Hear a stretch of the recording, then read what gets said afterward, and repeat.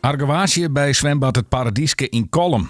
De uitbater kondigde recent aan dat het zwembad een week eerder als op het abonnement staat al sluiten zou met zijn de hoenenplons.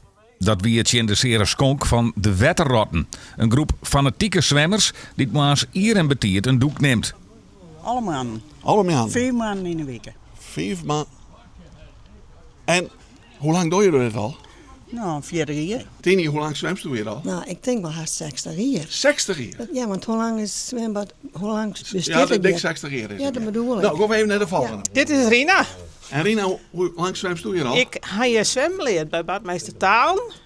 Ooit in 71 en ik zwem hier nou sinds 2018 ongeveer. Allemaal aan de diepen is. Tineke, En Tineke, hoe lang zwemt Tineke hier al?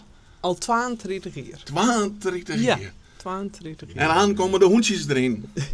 Wat vind je daarvan? Nou, dat vind ik net zo leuk. Nee? Nee, absoluut niet. Nee, vind ik die jaren net in het zwembad. Dit is Willem en het is de oudste die er is.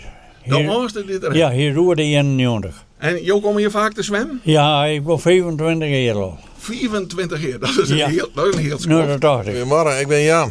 Jan, en waar Ja. komt Jan bij? Jan bent in Boetenpast. Jan, waar die moet- Ja. En hoe lang komt Jan hier al te Jan zwemmen? die zwemt vanaf 1991, allemaal. Dus dat is 34 jaar inmiddels. 24 jaar. 34 jaar. Waar gaan we je? Dit is Ties. Deze?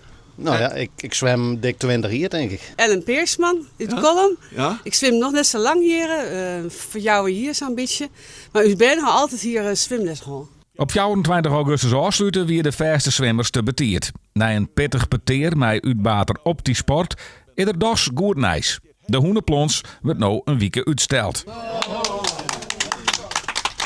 Nou, hartstikke mooi. Daar ben ik heel blij mee. Nou, ja, vind ik heel mooi. Aan lekker zwemmen. Ja, dank u Ja? wel. Mooi. En zo lang maar wegzwemmen. Nou, dat is al mijn naam. Ja, dank u wel. Ja. Wie wees ik hem een hele prutte zwemplezier. Dank u wel. No.